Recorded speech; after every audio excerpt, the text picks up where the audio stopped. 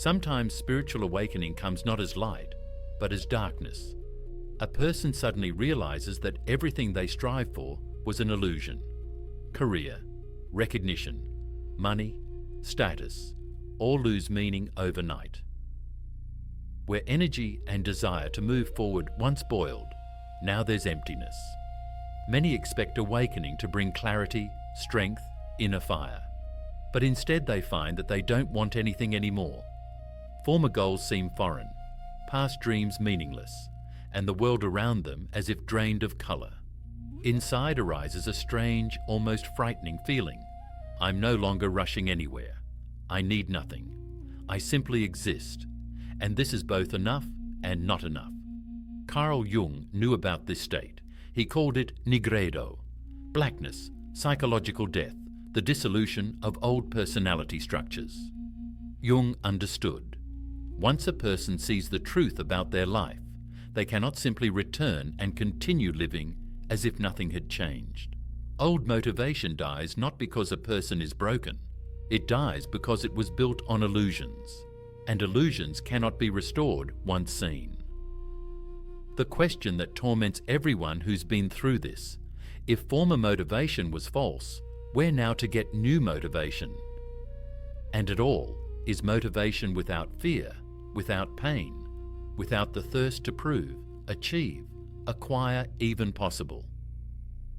This is what we'll talk about today, about why awakening kills the desire to live the old way, and about what is born in the place of this death if you have the patience to wait. After spiritual awakening, a person sees their own life for the first time without embellishment. They understand that most of their goals were never truly theirs. They came from outside, from parents, society, culture, random people whose opinion once seemed important. They wanted to be successful because they feared being nobody. They pursued wealth because they believed only then would they prove their value. They chased love, recognition, status, because without these, they felt empty. But then awakening happens, and in one moment all this stops working. The inner voice that once shouted, "You must, you have to, hurry," suddenly falls silent. Silence remains, and in this silence a person suddenly realizes, I don't want to run anymore. I don't want to prove. I'm tired of pretending this matters. Jung called this confrontation with the shadow and the collapse of the persona, the social mask that a person wore their whole life thinking it was themselves. When the mask falls, emptiness is exposed, not because there's nothing inside, but because the true I hasn't yet manifested. It's forming. But this process is slow, painful, full of doubt. In this period, many make a mistake. They try to restore old motivation through sheer will. They tell themselves, come on, pull yourself together. You're just tired. You need to start acting again. But the more they try, the stronger the internal resistance, because the psyche already knows the truth. It no longer believes in ego games. It demands something genuine. Jung said motivation comes in two types. First, ego motivation. It's fed by fear, scarcity, the desire to fill internal emptiness with something external. A person moves forward not because they need to, but because they fear stopping. Fears becoming nobody. Fears that if they don't run, their life will lose meaning. This motivation works for years, but it exhausts. Because at its core, not love of life, but terror of death. Not joy of movement, but panic before stillness. People living on this fuel sooner or later burn out. They achieve goals and feel emptiness. They get what they wanted and realize it's not that. And then awakening comes. Second motivation, soul motivation. It doesn't require proofs. It doesn't seek external confirmation. It moves not from fear, but from curiosity, from living interest, from inner calling. But this motivation doesn't appear immediately. It's born only after the old one dies. Between them, emptiness. Jung called it nigredo, a period when old fuel has run out and new hasn't appeared yet. In this moment, a person feels dead. Nothing is wanted. Nothing brings joy. Everything seems meaningless. But this state is not a mistake. It's a necessary pause, a transitional space in which false desires dissolve, freeing space for true ones. Nigredo is not depression, though it looks similar. Depression is a condition related to loss of energy. Nigredo is a transformation related to redistribution of energy. A depressed person feels, I can't do anything. A person in nigredo feels, I no longer want what I wanted before. This is a subtle but crucial difference. If depression is helped by medication, therapy, restoring biochemical balance, then nigredo is helped by only one thing: acceptance. Acceptance that the old version of you is dying. And this is normal. This isn't failure. It's part of the path. Jung wrote, no tree can reach the heavens unless its roots go to hell. Nigredo is a descent to hell, meeting your own shadow, with pain, with illusions that kept you moving. Meeting questions with no easy answers. Who am I without all masks? What do I really want? Why am I alive? At this moment, many start to panic. They try to fill the emptiness with anything. New goals, new relationships, spiritual practices promising quick enlightenment. But emptiness won't be filled. It demands to be lived through, passed through completely. Not running, not distracting, but simply remaining with it. This is the hardest part, because our culture teaches if you feel bad, act, change, fix. But nigredo requires the opposite. Stop. Let the old die. Don't rush to be reborn. One of the most painful aspects of losing motivation after awakening is social isolation. Those around you don't understand what's happening. They see you used to be active, goal-oriented, full of plans, and now you're like you've faded. Lying on the couch, staring at the ceiling, refusing meetings, projects, everything that once fascinated you. Loved ones start giving advice. You just need to rest, exercise, find a new hobby, maybe see a psychologist. They genuinely want to help. But their advice doesn't work. Because the problem isn't exhaustion, it's not lack of dopamine. The problem is that something inside has shifted. The old value system has collapsed, and a new one hasn't been built yet. And in this period, a person feels alien in their own life. Jung understood the individuation process, the path to your true self, often requires solitude, not because a person is running from people, but because they need silence to hear their own voice. The voice not of ego, not of parents, not of society, but of the soul. This voice is quiet. It's impossible to hear it in the noise of daily life. So many after awakening intuitively begin to withdraw from the world. They stop going to parties, break empty relationships, quit jobs that suffocate. From the outside, this looks like self-destruction, but inside it feels like salvation. And there's another paradox. After awakening, a person sees the meaninglessness of many things, but the world continues to demand participation. You need to work, pay bills, fulfill obligations. And so a split arises. Inside, a feeling that all this is fake, theatre, a game you no longer believe in. Outside, the necessity to continue playing.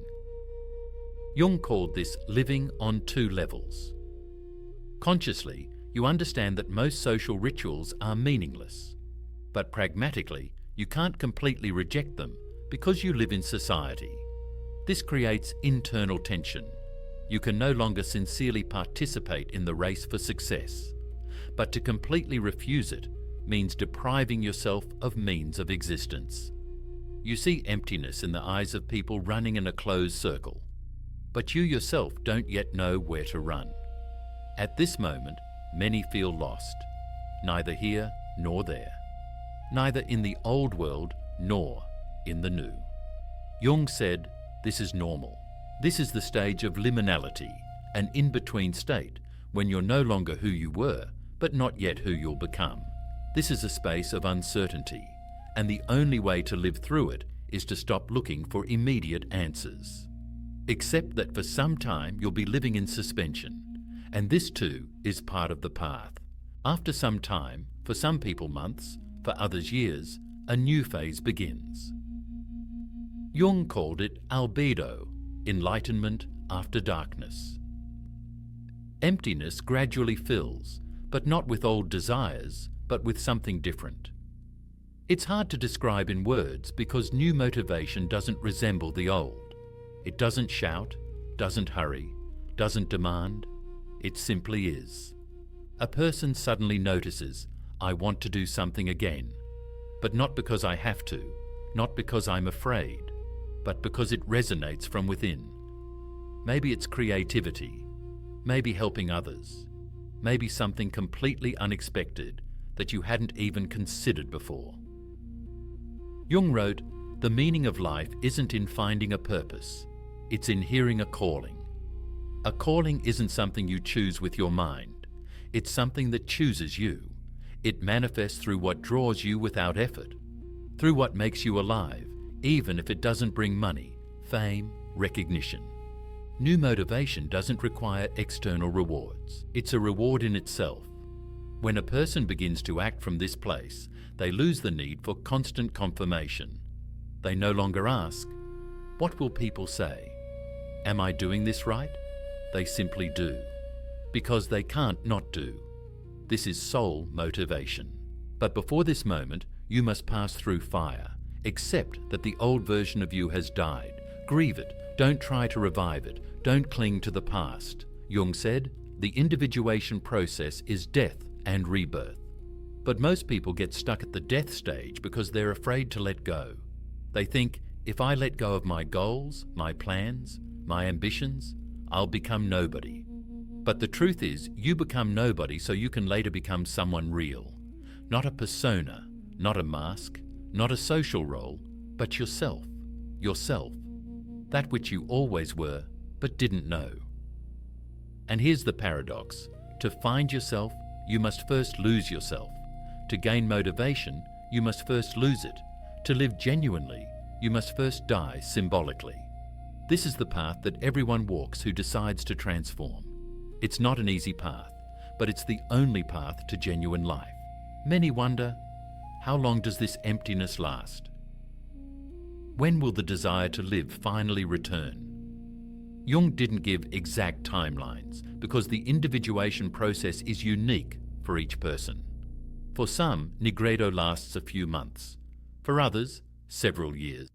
It depends on how deeply a person is willing to dive into themselves, how honestly they're willing to look at their illusions, how patiently they're willing to wait for new things to begin growing. There are people who try to accelerate the process. They read books, go on retreats, meditate 8 hours a day, seek teachers, gurus, techniques. And all this can help, but it can also harm. Because sometimes the best thing you can do is nothing. Just be. Observe. Allow the process to unfold naturally. Jung called this active imagination, the ability to remain with what is without trying to change it. Look at your emptiness, your darkness, your lostness, and don't run. This requires enormous courage, because our mind is used to solving problems. But here the problem isn't that you need to fix something. The problem is that you need to accept something. Accept that you no longer know who you are. Accept that your life is falling apart. Accept that you're not in control of the process. And in this acceptance, paradoxically, new strength is born. Not the strength of will, not the strength of ego, but the strength of trust. Trust in life, in the process, in the fact that everything happens not by accident. Jung believed in each person there's something greater than ego. He called it the self, the center of personality that transcends consciousness. The self knows where you need to go even when ego is lost in fog. It guides you through dreams, through intuition, through strange coincidences that seem random but are actually deeply symbolic. The task of a person on this path is to learn to listen to the self, not to ego, not to reason, not to fear, but to the self. And for this, you need silence, internal and external. Because the voice of the self is very quiet. It's impossible to hear it if you're constantly busy, distracted, drowned out by the world's noise. And here it becomes clear. Losing motivation is not a punishment. It's an invitation to stop, slow down, listen. Listen to what really matters, to what your soul wants, not your ego. And when you finally hear this, motivation returns. But it will be completely different. There's another important point. After awakening, a person often feels guilt. They think, something's wrong with me. Everyone around wants something, strives for something, and I'm broken. I'm lazy, weak-willed, irresponsible. I'm letting down loved ones. I'm not meeting expectations. This is a heavy feeling. Because society always encourages activity, achievement, results. While passivity, uncertainty, inner search are seen as weakness. But Jung said, not every period of life is meant for action. There are periods when you need to act, and periods when you need to be. Just be. Without goals, without plans, without ambitions. This isn't weakness, it's another form of strength. The strength of not resisting what's happening. The strength to accept that now your task is not to run, but to stop. Not to build, but to tear down. Not to add, but to remove. To remove everything unnecessary, everything inauthentic, everything that isn't yours. And this process is painful, because much of what you thought was, you will turn out not to be you. But only by passing through this will you find what's truly yours, the genuine, the indestructible, that which no one can take from you. Because it doesn't depend on external circumstances, on others' opinions, on success or failure. It simply is, and that is you. When new motivation finally comes, it often surprises, because it's nothing like what was before. Before you wanted to impress, earn money, get status, now you want to create, to help, simply to live in contact with what has meaning, not for others, for you. Jung called this living from the center. When a person stops trying to please the world, they live from their self. And this isn't selfishness, because the self isn't ego. Ego wants for itself. The self wants through itself.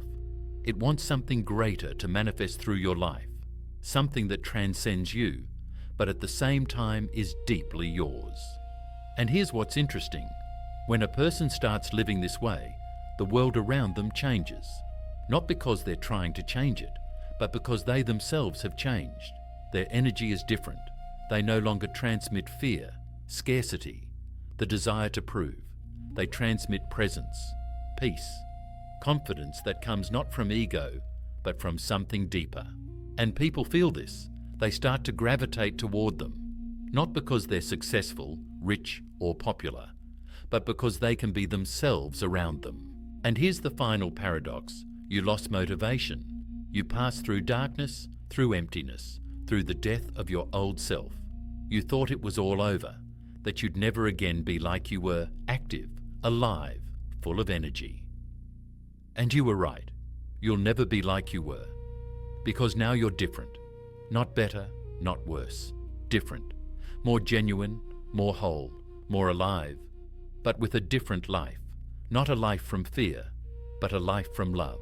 Not a life from scarcity, but a life from fullness. This is what spiritual awakening leads to, not to the disappearance of motivation, but to its transformation, from external to internal, from ego to soul, from coercion to calling. Jung said, "He who looks outward sleeps, he who looks inward awakens." Losing motivation after awakening is not sleep, it's awakening. Painful, frightening, full of uncertainty, but genuine. And if you're in this process now, know you haven't broken, you're transforming. And at the end of this darkness awaits not emptiness, but you yourself, the real you. If this topic resonates with you, if you're now losing motivation after awakening and seeking understanding, subscribe to the channel and like this video. Here we explore deep processes of personality transformation, the individuation process, and how the psyche restructures on the path to your true self. You're not alone on this path, and understanding what's happening to you can become the very support that helps you reach the end.